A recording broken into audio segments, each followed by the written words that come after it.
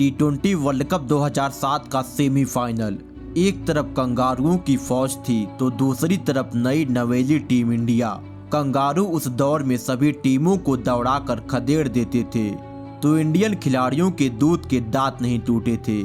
Kangaroo अपने खेल के साथ साथ अपने खतरनाक अंदाज से सामने वाली टीम के खिलाड़ियों के कॉन्फिडेंस के परखच्चे उड़ा देते थे। 2007 वर्ल्ड कप तक ऑस्ट्रेलिया टीम अपने नाम का झंडा विश्व क्रिकेट की छाती में लहरा चुकी थी और टीम इंडिया बांग्लादेश से ओडीआई वर्ल्ड कप में हारकर अपनी प्रतिष्ठा खो चुकी थी। ऐसे में कप्तान महेंद्र सिंह धोनी ने टॉस जीतकर पहले बल्लेबाजी करने का फैसला किया। सहवाग और गंभीर ने पारी का आरंभ किया, परंतु ब्रेटली का रवैया उनके आत्मविश्वास को चीख चीख कर बयां कर रहा था। लेकिन पहले ओवर की तीसरी गेंद को गंभीर ने चौका जड़ गर्म माहौल को शांत करने का प्रयास किया। फिर भी कंगारू अपनी हरकतों से बाज नहीं आने वाले थे और आखिरी गेंद पर सहवाग को गंदी नजर से देख लिया। इसका असर यह रहा कि सहवाग के पैर में खिंचाव आ गया। सेमीफाइनल जैसे बड़े मुकाबले में, अहम मुकाबले में सहवाग का इस कदर चोटिल होना बहुत ही बुरी खबर थी, परंतु सहवाग को रोहित के रूप में रन लेना पड़ा। अब दोबारा से मैच शुरू होता है और गंभीर ने कुछ अलग ही अंदाज में शुरू किया। गंभीर ने स्कोर को तेजी से बढ़ाने का भरपूर प्रयास किया। अब स्कोर 5 ओवर की समाप्ति पर 26 रन होता है। छठे ओवर में सहवाग ने भी जॉनसन को एक चौका जड़ सबको जश्न मनाने का एक और मौका दिया, परंतु उसी ओवर में जॉनसन की उछलती गेंद ने सहवाग को पवेलियन का रास्ता दिखा दिया। कंगारुओं का जश्न इस विकेट की अहमियत बता रहा था। ऑस्ट्रेलिया का कल का पैदा बच्चा भी सहवाग के विस्फोटक अंदाज को सुना था। वर्ल्ड कप के सेमीफाइनल में सहवाग लड़खड़ाते हुए नम आंखों के साथ मैदान छोड़ रहे थे। उनके जाने के बाद रॉबिन उथप्पा मैदान पर आते हैं। ऐसा लगा कि उथप्पा पारी को संभाल लेंगे, परंतु वो भी आज सर पर कफन बांधकर पिच पर उतरे थे, क्योंकि पहली गेंद पर वो आउट होने से बाल बाल बचे। उसके बाद उनके बल्ले से एक शानदार चौका जरूर निकला, लेकिन फिर से एक जीवनदान मिला। उथप्पा तो बच गए, परंतु कंगारुओं ने गौतम को अपने जाल में फंसा लिया और भारतीय टीम की हालत को गंभीर कर दिया। सभी कंगारू बीच मैदान में उछल कूद करने लगे, क्योंकि 8 ओवरों का खेल खत्म हो चुका था। स्कोर 41 रनों पर 2 विकेट होता है। गौतम गंभीर 24 रन बनाकर निराश होकर पवेलियन वापस चल दिए। इनके जाने के बाद युवराज का स्वागत एक तेज बाउंसर से किया जाता है। उन्हें देख ऐसा लग रहा था मानो उनका गुमान उनके सर के ऊपर चढ़कर नाच रहा हो, परंतु किसको पता था कि आज युवराज के आगे कंगारू घुटने टेकने पर मजबूर हो जाएंगे, क्योंकि अगली बाउंसर को युवराज ने ठिकाने लगा दिया। टीम इंडिया पर अभी संकट मंडरा रहा था, लेकिन युवराज का ईगो कंगारुओं को उनकी औकात बताने पर तुला था। ब्रेटली को भी युवराज ने एक छक्का जड़ दिया। अब 10 ओवरों का खेल खत्म हो चुका था। स्कोर 60 रनों पर 2 विकेट होता है। अब 11वां ओवर साइमंड के हाथ में होता है। इस ओवर में भी युवराज ने एक शानदार चौका लगाकर स्कोरबोर्ड को आगे बढ़ाने का भरपूर प्रयास किया। उसके बाद रॉबिन उथप्पा ने भी साइमंड का मजाक बना दिया और दोनों ने मिलकर इस ओवर से 19 रन निकाल लिया। युवराज के क्रीज पर आते ही इंडियन टीम के साथ मोमेंटम भी चला आता है। युवराज हर गेंद को बाउंड्री में डील कर रहे थे। युवराज उनके घमंडी साम्राज्य को उखाड़ फेंकने में लगे थे। युवराज कुछ ही पलों में अपनी खतरनाक बल्लेबाजी से उनके कलेजे पर हल चला दिया। ऐसे में 14 ओवरों का खेल खत्म हो चुका था। स्कोर 100 रनों तक पहुंच जाता है और एक बार फिर से युवराज ने इसी छक्के के साथ अपना ऐतिहासिक 50 मात्र 20 गेंदों में ही पूरा कर लिया। युवराज के इस पारी ने इन्हें हमेशा के लिए यादगार बना दिया। पूरा स्टेडियम जश्न में डूब जाता है, क्योंकि वर्ल्ड कप का सेमीफाइनल और युवराज का तेज तर्रार 50 चार चांद लगा रहा था। और 14वें ओवर में युवराज ने कुकुर की मार 21 रन कूट दिया। अब 15वें ओवर की पहली गेंद पर उथप्पा ने एक लंबा छक्का जड़ पूरा समा बांध दिया। इन दोनों की प्रहार से कंगारुओं की आत्मा कांप गई थी। इससे पिछले ओवर में युवराज ने तेल निकाला था। अब उथप्पा ने जॉनसन की 2 गेंदों पर 2 छक्के जड़ आज का दिन पूरी दुनिया के लिए ऐतिहासिक बना दिया। यह दिन दुनिया के लिए ऐतिहासिक यादगार बन रहा था, क्योंकि कंगारुओं का घमंड पूरी दुनिया के सामने चकनाचूर हो रहा था। परंतु अगली ही गेंद पर उथप्पा मिसअंडरस्टैंडिंग की वजह से साइमंड के शानदार थ्रो से आउट हो गए। अब मैदान पर कप्तान MS धोनी आते हैं। यहाँ से 5 ओवरों का खेल बाकी था, लेकिन धोनी ने भी साइमंड को चौके के रूप में तमाचा मारा और युवराज तो अपनी लय में कंगारुओं को ललकार रहे थे, मानो वो क्रिकेट नहीं युद्ध करने का ऐलान कर रहे हों। इस ओवर में 3 चौके से 14 रन आ गया, परंतु आज कंगारुओं की गरिमा की कब्र युवराज अकेले ही खोद रहे थे। उनके आगे कंगारू जिस तरह से बेबस दिखाई दे रहे थे, ऐसा पूरी दुनिया पहली बार देख रही थी।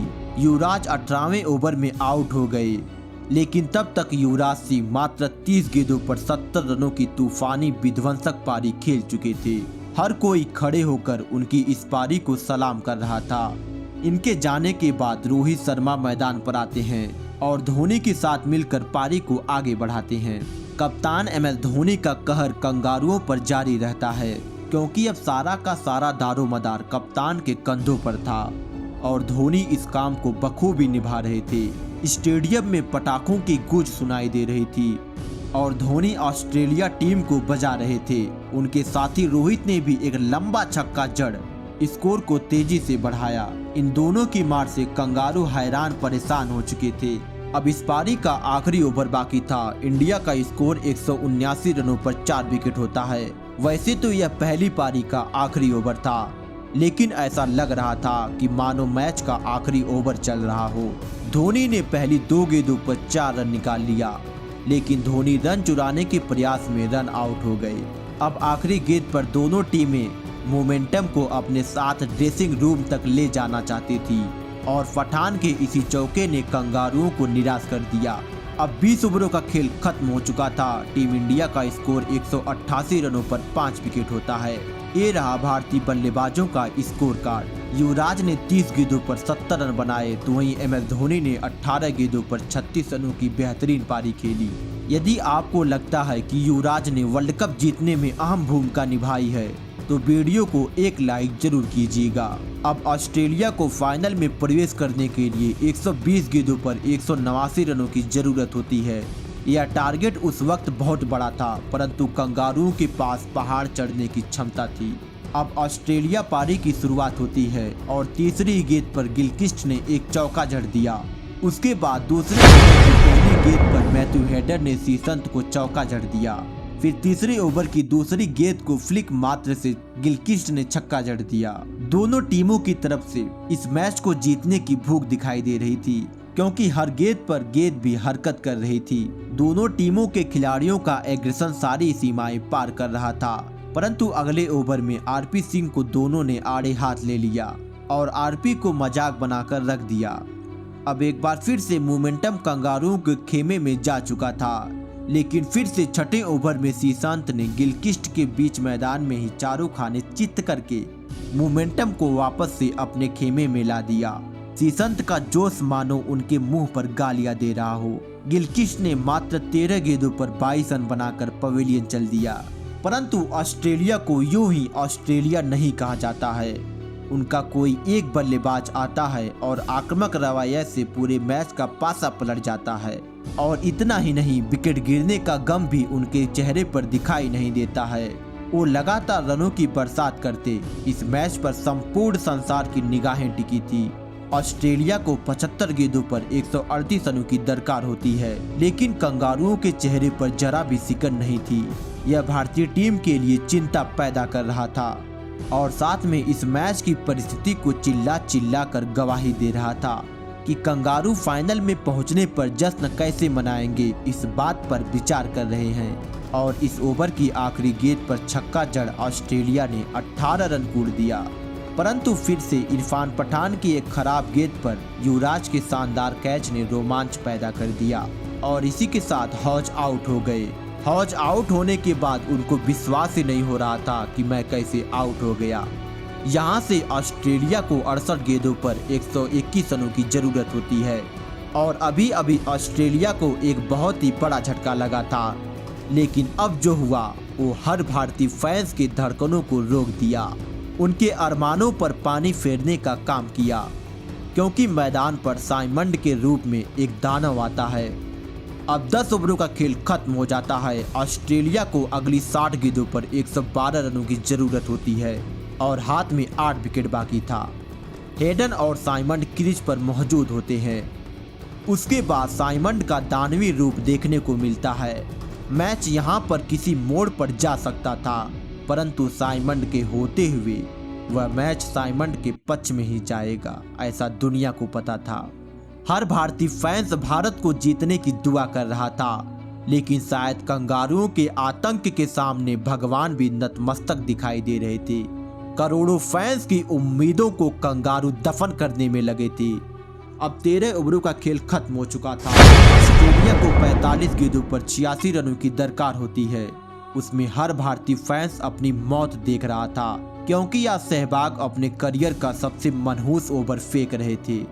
यह ओवर शुरू तो हुआ, फिर मानो खत्म होने का नाम नहीं ले रहा था, और आखिरकार जब खत्म हुआ तो करोड़ों लोगों के वर्ल्ड कप जीतने की उम्मीदों को खत्म करने के बाद इस ओवर में 20 रन आया। इस ओवर के बाद ऑस्ट्रेलिया को 42 गेंदों पर महज 69 रनों की दरकार होती है। साथ में हाथ में 8 विकेट बाकी होता है। अब यह मैच नहीं दर्द देने का जरिया बन चुका था। रिक्वायर्ड रन रेट भी करंट रन रेट के आगे घुटने टेक चुका था। और फिर अगले ओवर में हरभजन की पहली गेंद पर साइमंड के द्वारा लगाया गया यह छक्का उस दर्द को नासूर घाव बना दिया। ऑस्ट्रेलिया का ड्रेसिंग रूम जश्न मना रहा था। भारतीय खिलाड़ी बस एक आस लगाए बैठे थे, परंतु जब मौका मिलता तो खिलाड़ी मौका गवा देते, मानो आज किस्मत भी उनसे रूठ चुकी हो। परंतु सीसंत ने हेडन को बोल्ड कर पूरे स्टेडियम में अकेले ही शोर मचा दिया।